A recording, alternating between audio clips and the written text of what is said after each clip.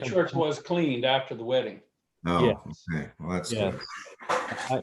I could control the aftermath, and I could tell them what to do, and they can listen to me or not listen to me. But the church was cleaned after the wedding. Oh, Yeah. okay. Well, that's Yeah. good.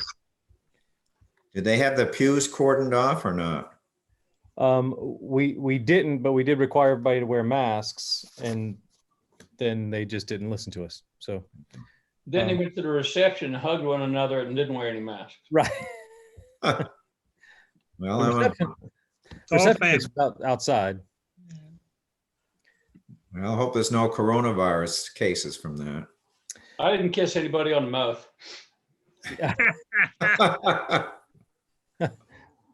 I did, but it was only my wife. I saw that. Yeah, it's there's a point at which as frustrating as it is, all we can do is tell people what we think they ought to do, and then watch them do it or not do it. Mm-hmm. Well, before we start class, I just want to let you guys know, thank you for praying for my dad for me, because he's on his way to the UK right now as we speak. All right. Wonderful. Marion, how long does he have to stay in Barbados? He's left Barbados. He's going to be in London at 1 a.m. UK time, which is 8 o'clock our time. Oh, wow. Okay. He's in the air right Wonderful. now. Okay. That's And he great. has a place to quarantine there? He's going to be at my sister's, and she already took 4 weeks vacation. Oh, So good. she's going to be in with him for 2 weeks. And so she picks him up and take him directly to her home, and she'll be with him for 2 weeks. So thank you so much for Gotcha. all your prayers for him. Mm. It's since July this has been going on. So it's been a long journey. He flying into Heathrow or Gatwick? Heathrow.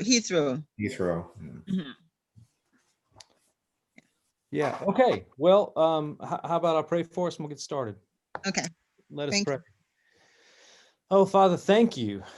Thank you that Marion's dad is in the air and headed to where he can be safe and together with his daughter and his family. And we thank you for once again calling us into radical discipleship and for the gifts you gave Clive Staples Lewis, that we might learn to love you more dearly. So we pray it all in Jesus' name. Amen. Amen. Man. Okay, so I'm going to skip a few portions here just for the sake of time. But there's these two chapters go really nicely together. So we'll get started. So remember last chapter, he put on the idea of putting on Christ, of being little Christs. And so he picks that up here and begins by saying that I want to make it clear this is not one job among many for Christians. It is not a sort of special exercise for the top of the class. It's the whole of Christianity. Christianity offers nothing else at all than putting on Christ. And I should like to point out how it differs from the ordinary ideas of morality and being good. So he goes on in the next chapter to basically say what we normally think about becoming a Christian. We take ourselves as the starting point.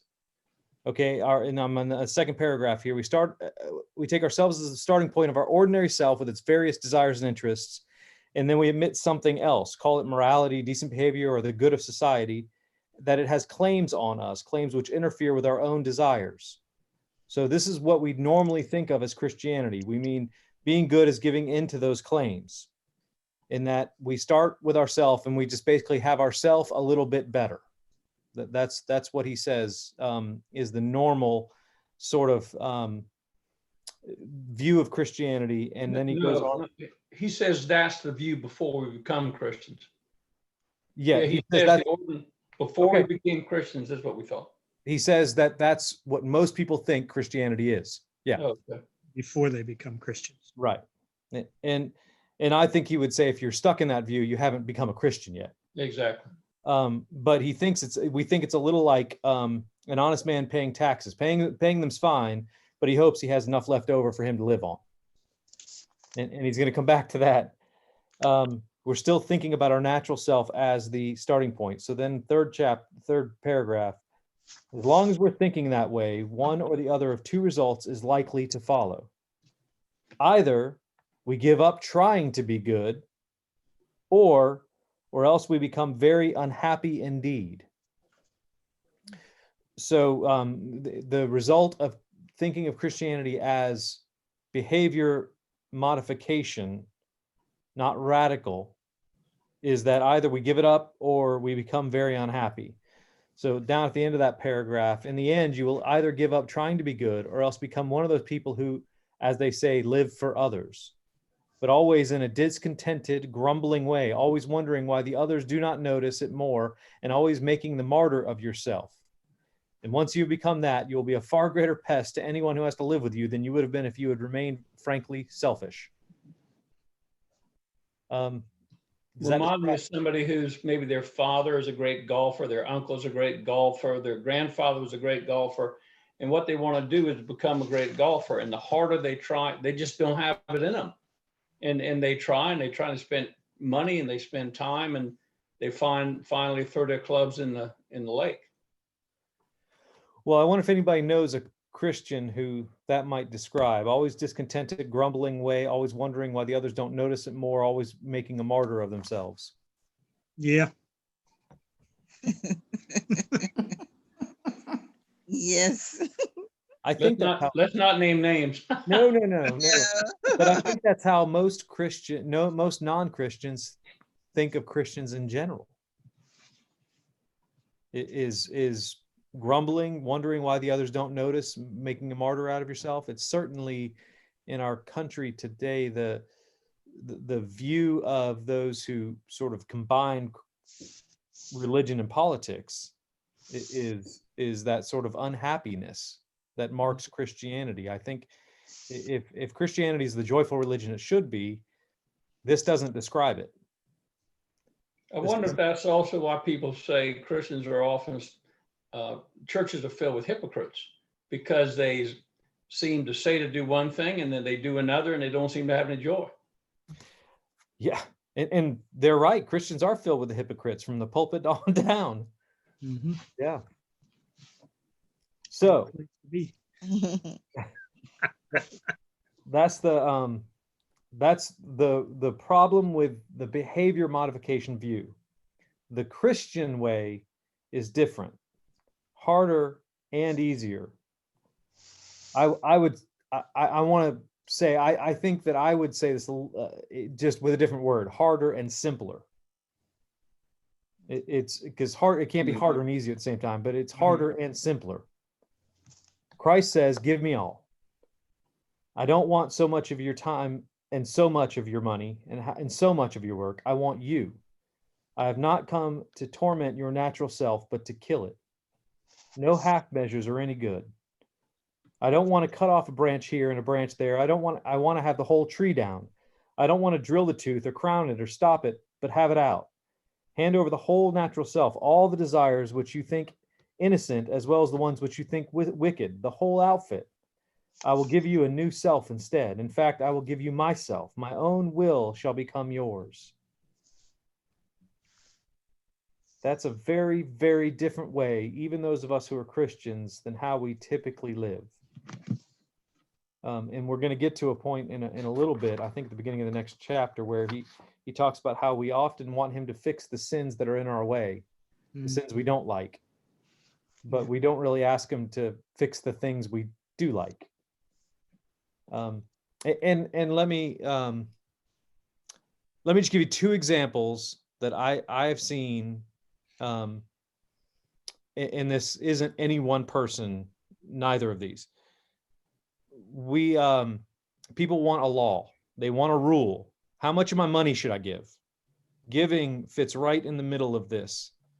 And why don't you beat the tithe drum harder? Is a question that John and I get all the time. Why don't we beat the tithe drum harder?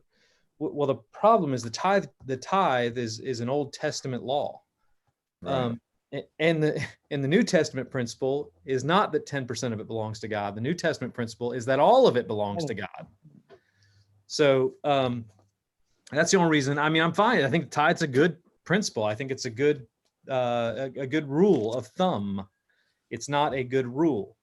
Another one I get is here in the South, and I don't care what football team you root for, but football is a competing religion to Christianity. Yeah. And if I want to tick people off, I will say that from the pulpit. Because I've never said that from the pulpit. And I've said it a few times, but I've never said it from the pulpit when I didn't have a little bit of anger in people's eyes, a few people. So, Christianity's okay, but it really needs to not interfere with Clemson. What they're really saying is, can I take a day off from being a Christian? Can't I Right. set it to one side? And I'm going to go so far as to suggest it's possible. I don't know that I've seen it very often, but it is possible to be a Christian and a Clemson fan. I'm being facetious, of course, but Well, they build these big cathedrals called stadiums. that's right. That's right. And through the 20th century, there was a arms race of stadiums. Yeah. So that I think just a couple of examples that I've seen where people are fine with Christianity as a modification of themselves. But all of us struggle with this, and I'm picking on other people's sins here, and that's not fair. All of us struggle with the reality that we don't let Christianity be all of us. We let it be modify the parts of us we don't like, but we don't want it to modify the parts of us we really enjoy. And one of the things about that makes it harder is we always looking to see where's the end of the rule, where is the boundary, right? And so I can, how little do I have to do to still be in the club, and that becomes numbing. Yeah, on the graph, where's the salvation line? Yeah. What do I have to do to get just above the salvation line? Yeah, I'm sorry, Sue, you're going to say something? I was going to say, you're moving to Tallahassee. You better be careful. Well, the nice thing is that particular idol has been pretty weak for a few years. So, So you might not hear quite as much, but wait till they get good again. If they get, you're right. When they get good again, it's going to be the same thing. Yep. And yeah, I'm picking on Clemson because they're the ones on top right now, but I guarantee you Alabama fans are just the same. And I'll tell you a secret, Navy fans can be just the same too. Yeah. So, all right. So both harder and easier, simpler than what we have been trying to do. So you have noticed, I expect, that Christ himself sometimes describes the Christian way as very hard. Sometimes it's very easy. He says, take up your cross. In other words, it's like being beaten in a concentration camp. The next minute he says, my yoke is easy and my burden is light. He means most, and one can just see why both are true, can just begin to see. So he goes on into an example in this next paragraph. Teachers will tell you the laziest boy in the class is the one who ends up working the hardest in the end. And if you think about that, that's true. That he does the least he has to do to get through the assignments, but then at the end of term, he has to catch up to learn what he needs to learn, right? So he has to do double the work in the end that he would have to do if he just were simply to surrender himself to the work. Laziness means more work in the long run, he says. And he gives another example of a mountain climber or somebody doing something where doing what seems to be the easiest thing is going to cause more work in the end. So next paragraph, it's just like that here. The terrible thing, the almost impossible thing, is to hand over your whole self, all your wishes and precautions to Christ. But it is far easier than what we are all trying to do instead. So there's a word for that, for what he's describing there. What's the word for handing over your whole self? He never uses this word, but it's the point of this chapter. Surrender. Surrender. Yeah. Yep. I think if you put the word surrender in your mind, I don't know, it's an obvious word to go along with this. I don't know if in the cultural moment he was in, that might have been a word we didn't want to use. But in the Christian life, it's an important word. What we are trying to do is to remain what we call ourselves, to keep personal happiness as our great aim in life, and yet at the same time be good. We are trying to let our mind and heart go their own way, centered on money or pleasure or ambition, and hoping, in spite of this, to behave honestly and chastely and humbly. And that is exactly what Christ warned us we could not do. He says a thistle cannot produce figs. He uses Christ's example there. And then he goes on to say that is why the real problem in the Christian life comes where people do not usually look for it. It comes the very moment you wake up. The first job each morning consists simply of shoving all of them back and listening to other voice, taking that other point of view, letting that other larger, stronger, quieter life come flowing in, and giving the day cares of the day, in other words, to God. How does that strike you all? I know that's something I struggle with all the time. I think, was it David this morning said, you know, I give God my concerns, and then the next morning I say, can I have them back? Mhm. Yeah. Absolutely. You know, when at our convention, the bishop was quoting Ed Salmon. Bishop Mark was quoting Ed Salmon in a talk that he gave one time, and he said, or a sermon, he said, if you focus on minor things such as yourself, God will give you a degree in mediocrity. And if you focus on, I guess my point is that a mind focused on earthly things can only have that, and humility and love cannot hold sway. If that's what we're called to be, and you're focusing on earthly things, you'll never get heavenly rewards. And let me say in the middle of it here, I was going to finish with this, but if you're challenged by what he's saying here, as we all frankly should be, I think every Christian should be challenged, but I think he was challenged by it because we hear echoes of this in his other writings as well. If you're challenged by the constant and total complete surrender to God, you need to absolutely be in the study of Crazy Love, which is coming up in a couple weeks. What's here in these couple of chapters is what that's really focused on. So I just want to put a bug in your ear about that. Don't bypass that. I promise it's really good. I read the book a couple years ago, but there you go, John. Thank you. Teeing it up for you. He didn't ask me to say that. Okay, so that surrender, we can only do it for moments at first. Are y'all with me? I'm kind of jumping here. But from those moments, the new sort of life will be spreading through our system because we are now letting him work at the right part of us. And he gives an example of it's the difference between paint, which is on the surface, and dye, which sinks in. And then he says something that is going to prompt him in the next chapter entirely. When he said, be perfect, when Jesus said, be perfect, he meant it. He meant that we must go in for the full treatment. It is hard, but the sort of compromise we are all hankering after is harder. In fact, it is impossible. He gives an example of an egg trying to fly before it hatches. So that phrase, be perfect, how does that strike you? We can only be that when the Holy Spirit resides within us. Yeah.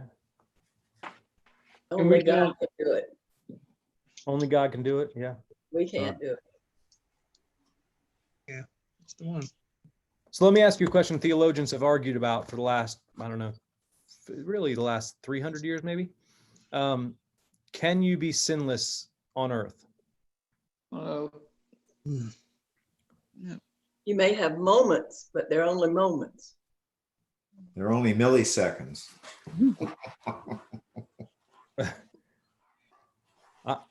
I would suggest none of you go to a Pentecostal holiness church. Yeah, that's one of the, I mean, that's one of the things, and actually it sort of split the Methodists up because Wesley actually kind of, I've never read him say you could be, but he did argue for striving for perfection, and that started sort of a whole trend of people arguing that we should be perfect on earth, that we can be perfected on earth. So You that go ahead, Virginia. You probably heard the story of Sturgeon, who had a guest preacher for breakfast who was arguing that you could be perfect. Yeah. And Sturgeon picked up the milk jug and poured the milk over him. And he showed immediately that he was not being totally sinless. Yeah. And I will just say that Anglicanism has never agreed with the holiness position. So you're all good Anglicans if you don't think you can be perfect. Well, I didn't know that about Wesley and the Methodists, although I had several Methodist friends. One was a widow of a Methodist pastor, and her son was gay, and she could not say that that was a sin. That was her beloved son. So it was no longer a sin because it was her son and he was a Christian. And so, but other things were. Right. I found that, I mean, I guess a mother has to do what a mother's got to do, but it was no longer a sin. We hear that all the time. In fact, I had a person who doesn't belong to our church anymore, but years ago now, tell me that if his son were gay, he would be on the other side of the divide with the Episcopal Church. And I thought, well, I understand, you know, I love my kids, but aren't you then letting your children define truth for you? I mean, that seems a pretty malleable form of truth. So anyways, yeah. So, okay. So may I come back to what I said before? He continues, this is the whole of Christianity, the whole. There is nothing else. It is so easy to get muddled about that. It is easy to think that the church has a lot of different objects. I think to understand objects as goals there. Church has a lot of different goals: education, building, missions, holding services, just as it is easy to think the state has a lot of different goals: military, political, economic, and whatnot. But in a way, things are much simpler than that. He says the state exists to promote and protect the ordinary happiness of human beings in this life. The church, in the same way, exists, about halfway through that paragraph, for nothing else but to draw men into Christ, to make them little Christs. If they are not doing that, if the church is not doing that, all the cathedrals, clergy, missions, sermons, even the Bible itself are simply a waste of time. God became man for no other purpose. That right there, that's a sermon. That little passage right there is so important. In the same way, the church exists for nothing else but to draw men into Christ, to make them little Christs. If they are not doing that, all the cathedrals, clergy, missions, sermons, potluck suppers, fellowship, small group friendships, all of the things the church does, if we are not drawing men into Christ, even the Bible itself, are a waste of time. God became man for no other purpose. How do y'all feel about that? Somebody's got to argue with me about that, because a lot of people argue with me about that. Yeah.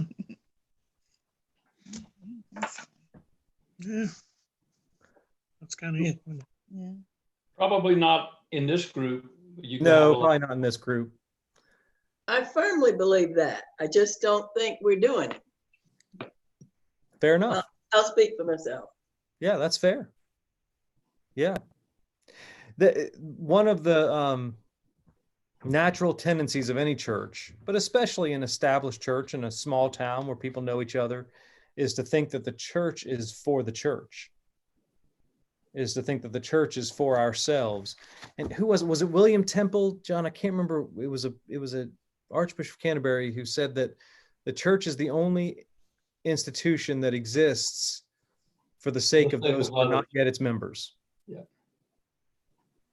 And I would say, if there's been one constant argument that every rector in the world has to have, every single pastor in the world has to have, not just our denomination, Lord knows, is the balance between how inwardly and how outwardly focused we should be. That's just a constant struggle for the church, because it's really easy for us to think that we should exist for ourselves.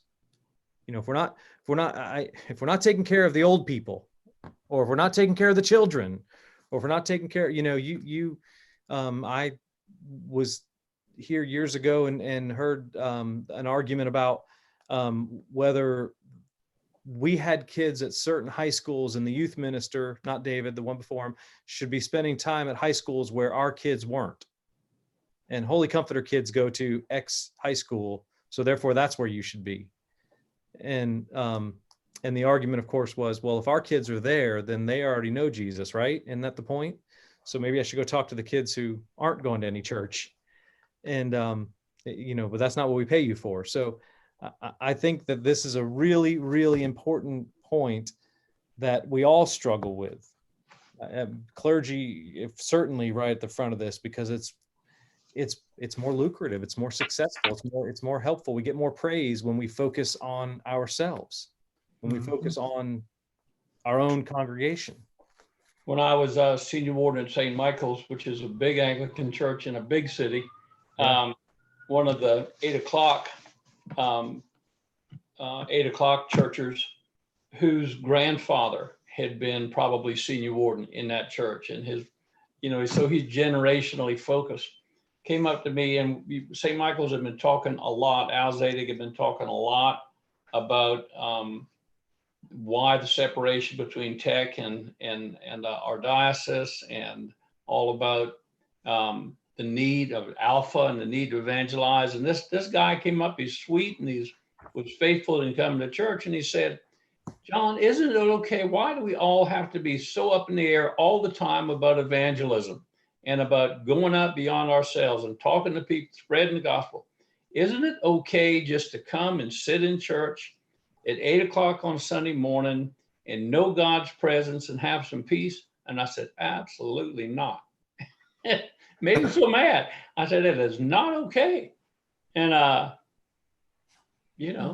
we're still friends, I guess, but it doesn't matter who you are, how long you've been sitting in a pew, or how long your family's been there, or, that's, as he says, the church exists for nothing else but to draw men to Christ. Yeah. Okay, so then he goes on to talk about how really the whole point is to reconcile the universe to Jesus. And there's a tangent here I'm going to skip about how that applies to distant stars and anteaters and bugs and trees. But go on to the last paragraph in this chapter. What we've been told is how we men can be drawn into Christ. So all that other stuff is fine and well. What we have been told is how we men and women, of course, can be drawn into Christ, can become part of that wonderful present which the young Prince of the universe wants to offer to his Father. That present, which is himself and therefore us in him, is the only thing we are made for. And there are strange, exciting hints in the Bible that when we are drawn in, a great many other things in nature will begin to come right. The bad dream will be over. It will be morning. This is where Lewis and his sanctified imagination, it's just so beautiful. It reminds me, these two chapters, maybe more than anything else in this book, I think have hints of the Narnia series. This sounds a lot like the very end of the last battle when I don't want to give it away, but I'll give you a hint. God wins, and the whole story ends in heaven with the children being told that the term is over, the holidays have begun. So yeah. This chapter is about surrender, complete and total surrender. Any more comments on this chapter? Okay. Let's go to chapter 9, and which ends with my absolute favorite C.S. Lewis quote ever. And he starts out by saying that he got flack, he got letters, he got I don't know, back then, telegrams, telephone calls. People today would be angry emails. um, telling him that people were bothered by the words, be ye perfect. And some people seem to think this means, unless you are perfect, I will not help you. And as we cannot be perfect, then he meant that our position is hopeless. But I do not think he meant that. I think he meant the only help I will give you is to become perfect. You may want something less, but I will give you nothing less. And then he goes on to say that when he was a kid, in the next paragraph, he had toothaches. And he knew if he went to his mom, she was going to give him some aspirin and she was going to help him. But he also knew she was going to take him to the dentist. And he didn't want the dentist messing around in his mouth and doing stuff he didn't want. So therefore, he just lived with a toothache. So that's, he said they would not let sleeping dogs lie, those dentists. If you gave them an inch, they took an L. I looked this up. Jenny, tell me if I'm wrong, but I don't know. I'm waiting. I'm about to look it up. oh, okay. Give them an inch. So I did. I looked this up. We would say give them an inch. They take a mile, right? Yeah. So an L is the Old English word for cubit, and it comes from the same word, Dr. Sturgis, as the word for ulna. So it's the measure from the elbow to the tip of the fingers, a cubit. So give them an inch, they take a yard, we might say. There you go. That's your little trivia. Interesting. Yeah, I looked it up and I was just in case. I assumed, Jenny, you would have known that because I thought maybe it was a real British thing, but no, that's the Old English word for a cubit.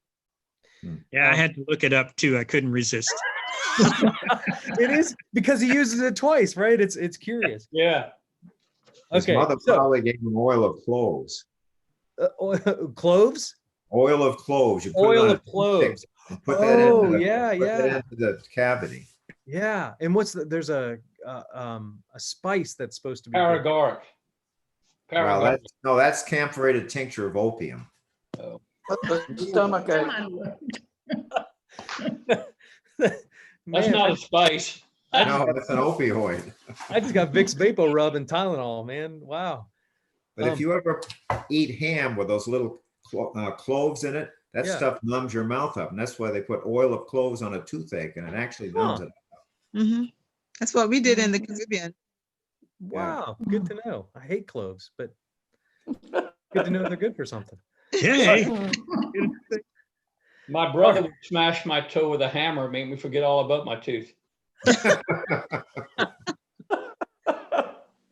All right. Now, if I may put it that way, he continues in third paragraph, our Lord is like the dentists.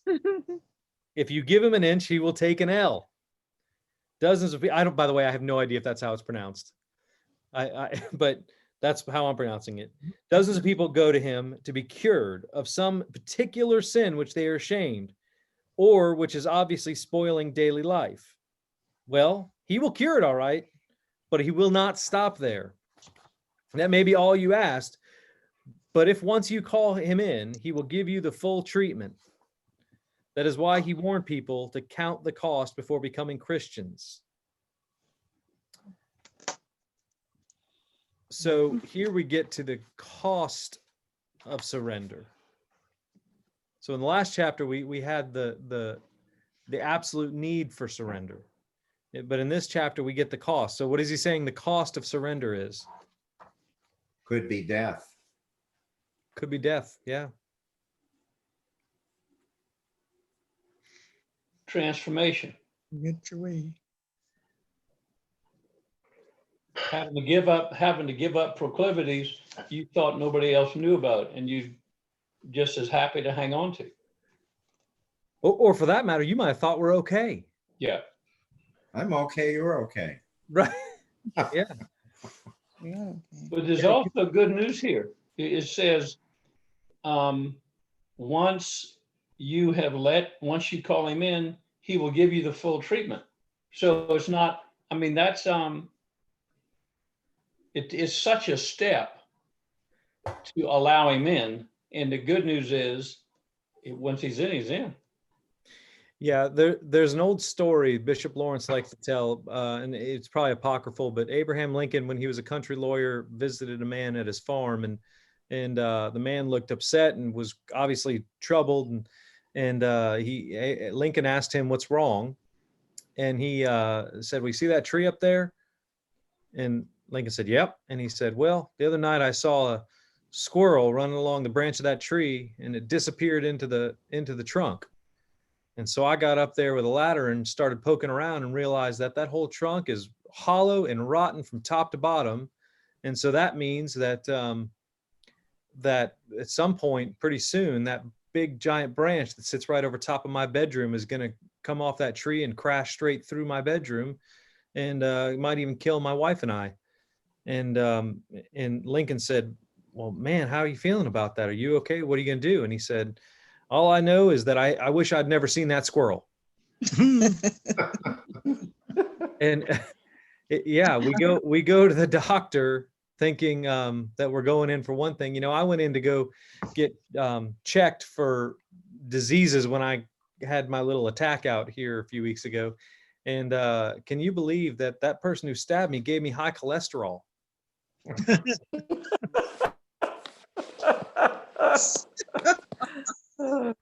I went in and said, "Well, just, check what you're supposed to check."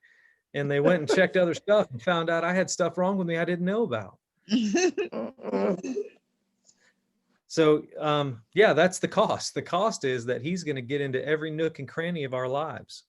And then he continues on if we keep going. And yet, this is the other and equally important side of it. The helper, who will in the long run be satisfied with nothing less than absolute perfection, will be delighted with the first feeble, stumbling effort you make tomorrow to do the simplest duty. He quotes George MacDonald twice in this chapter, that every father is pleased with a baby's first attempt to walk, but no father would be satisfied with anything less than a firm, free, manly walk from his grown-up son. In the same way, he said, God is easy to please, but hard to satisfy. How does that strike y'all?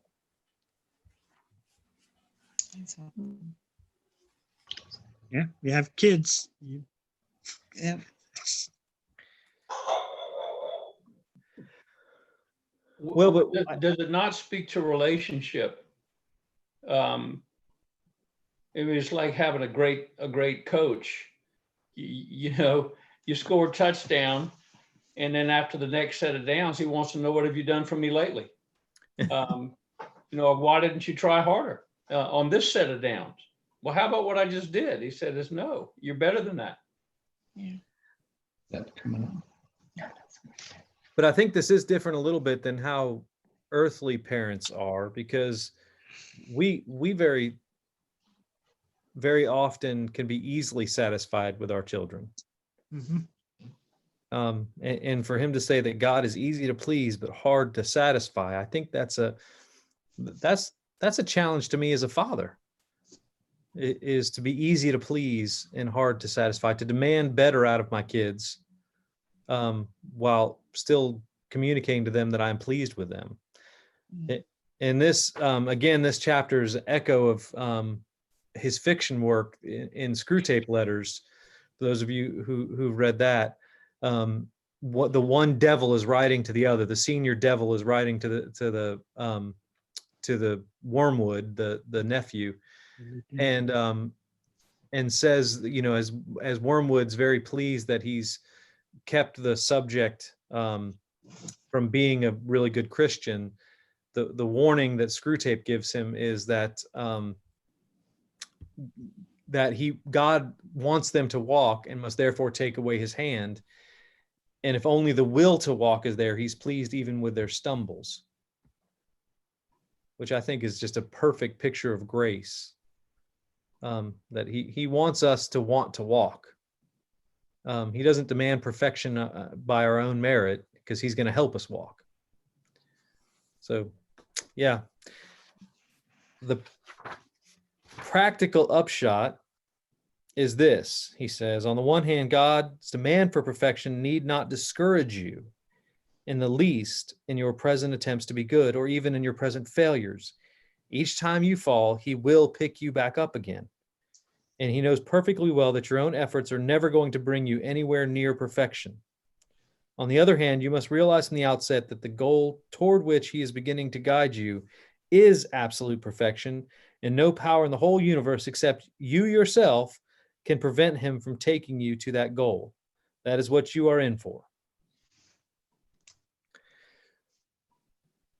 So this is a fine line he's threading here. It's a line between a demand for absolute perfection on the one hand, but a line of absolute grace on the other.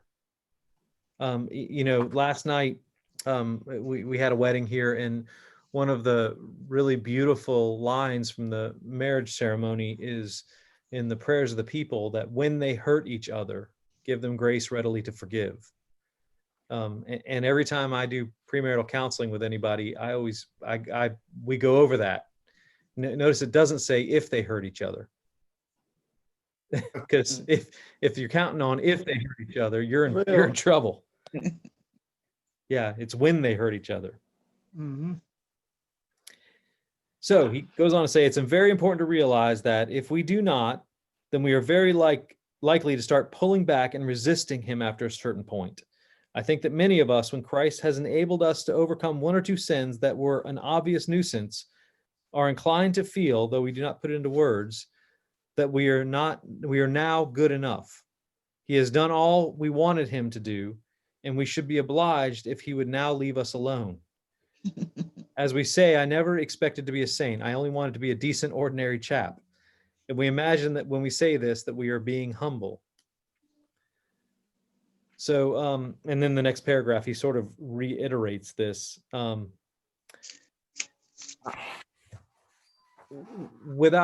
can think on the top of my head of, I don't know, 3 or 4 people over the course of, a decade plus here, who had sort of spectacular falls, spectacular failings, and turned to God. And he really, they got through. And for the first time in their life, they turned to God. And in 2 out of the 3 cases I'm thinking of, after a while, they turned away because they got through the thing.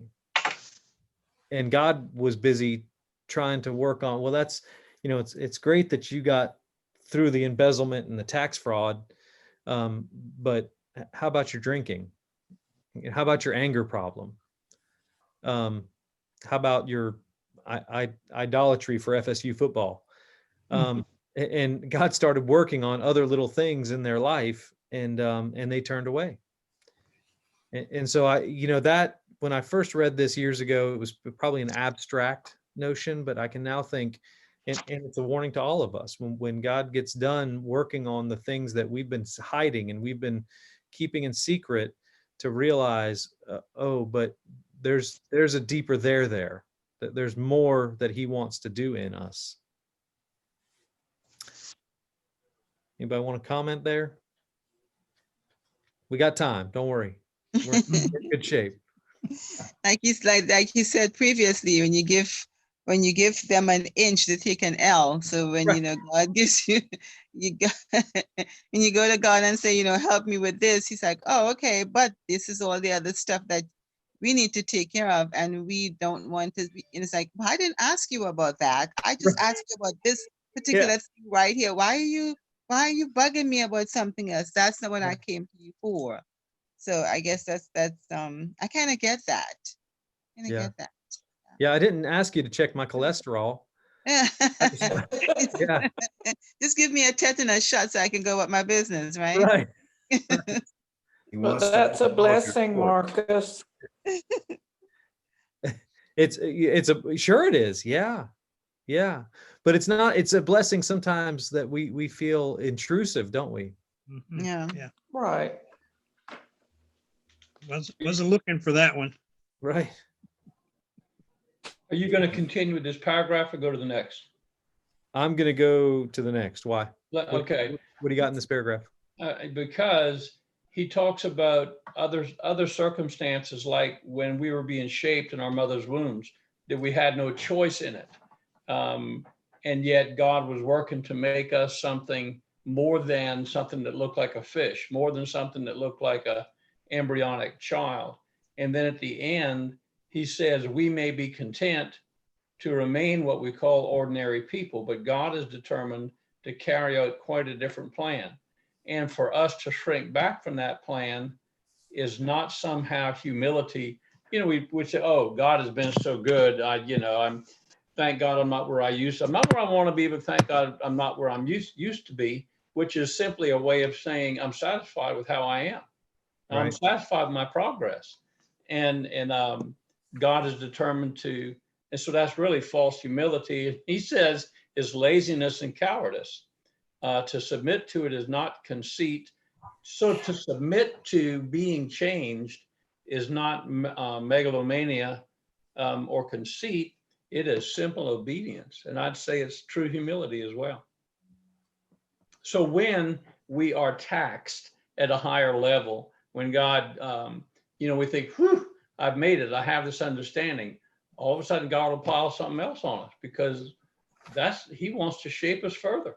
Right.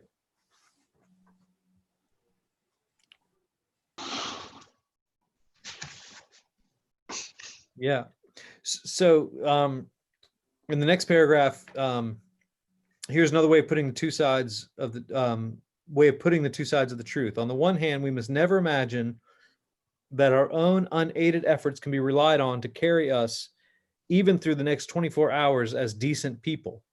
If he does not support us, no one is safe from some gross sin. John Barr, one of his favorite things to talk about was that we got grace in 24-hour packets. We get grace sufficient for the day, and we spend a lot of our time asking for grace for tomorrow. And God has given us grace to make it through today if we rely on his grace. So we need it for today, on the one hand. On the other hand, no possible degree of holiness or heroism which has ever been recorded of the greatest saints is beyond what he is determined to produce in every one of us in the end. The job will not be completed in this life, but he means to get us as far as possible before death. So in the past, we've talked about justification. Okay, y'all remember that? Yeah. That's the work of the cross.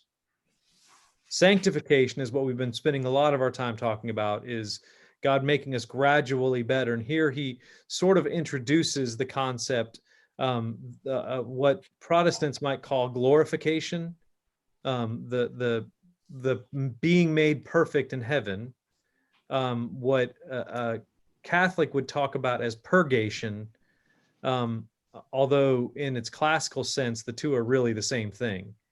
So when you hear talk of purgatory, if lust gets 10,000 years and avarice gets 12, and that the sort of temporal working off of your earthly sins, that's not where that concept started. It started in the same place as what he's talking about, that in order for us to stand before a holy God, we must be holy, right? So the only way for us to be holy is for him to make us holy. And sanctification is that process on earth. Glorification is the perfection of that process in heaven. So there's the big theological sort of framework that he's working from there. And by the way, purgatory is not an Anglican idea.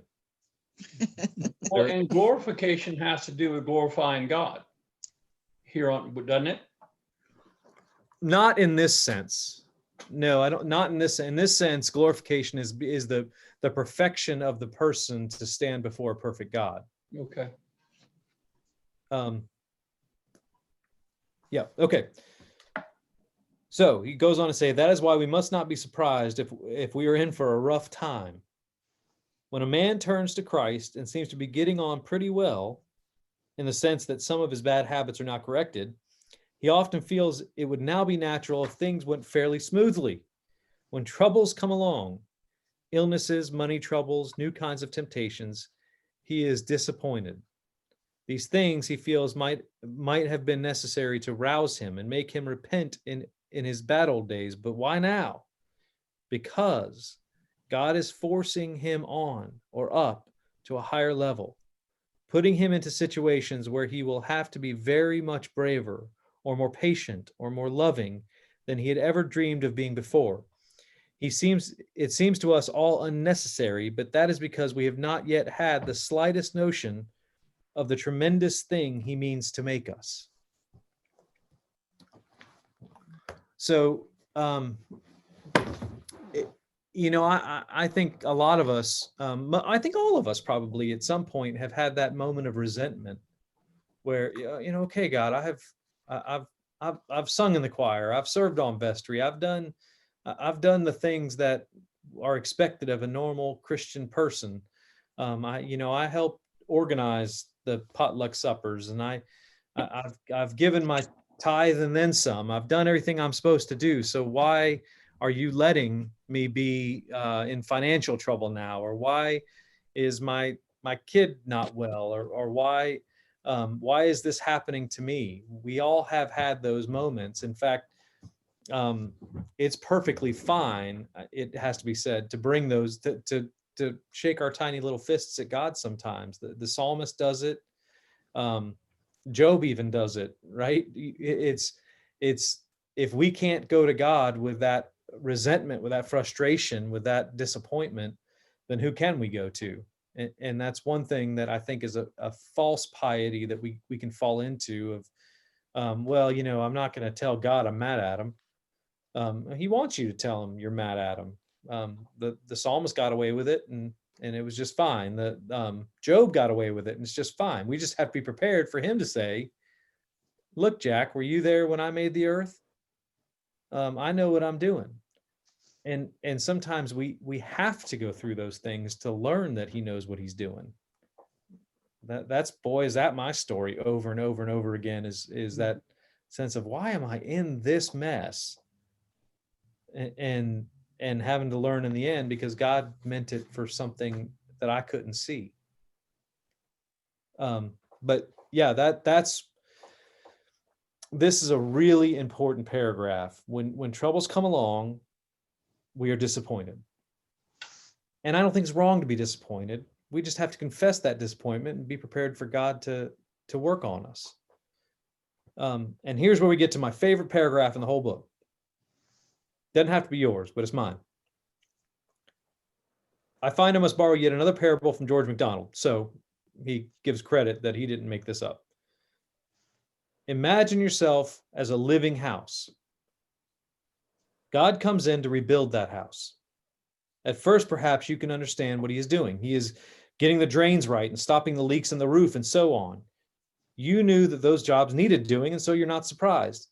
But presently he starts knocking the house about in a way that hurts abominably and does not seem to make sense. What on earth is he up to?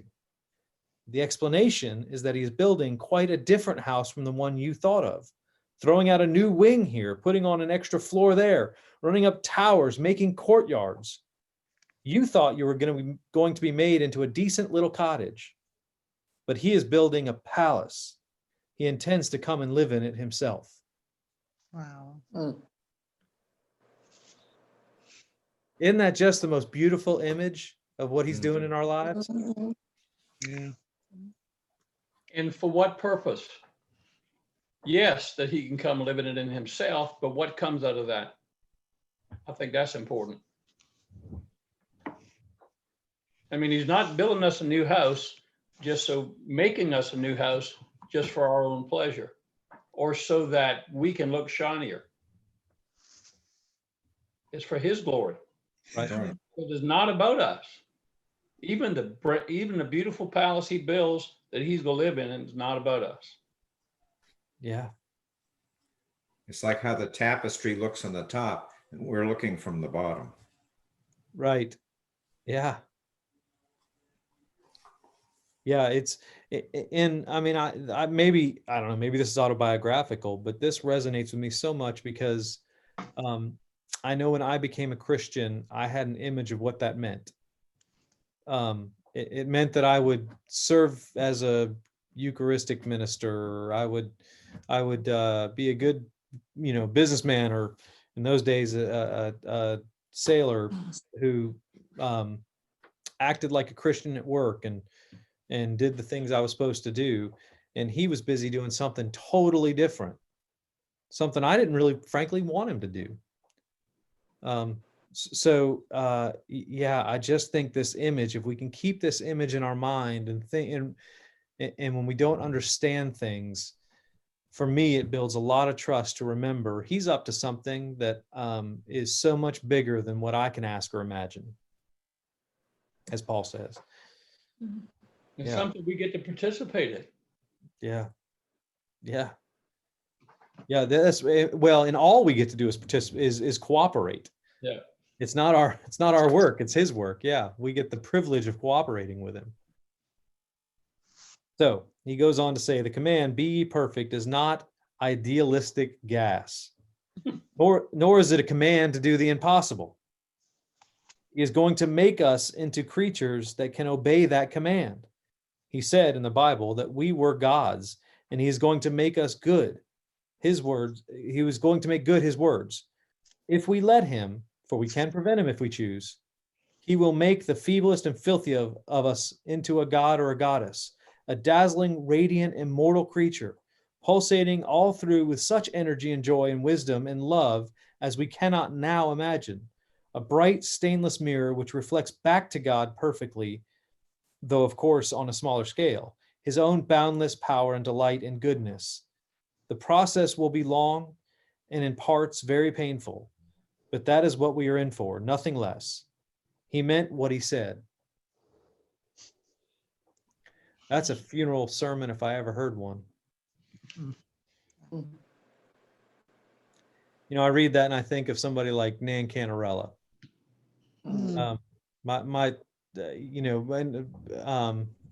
Or Valjean Jenkins, who got both of them, Nan still getting a little bit closer. I just think that they're probably gonna have a little less glorification to do on the other side than I am. And that's what we get to see in people who truly have spent their life doing this, and the people on this screen who spent their life doing this, we get to see a little glimpse, still a dim mirror, but a little glimpse of what God intends for all of us. All right, sermon over. Our souls long for it. Mm-hmm. It's what we were created for. Yeah. So I'm only going to ask one question out of the little summary chapter here, or the questions. If being a Christian is so hard, why would anyone want to become one?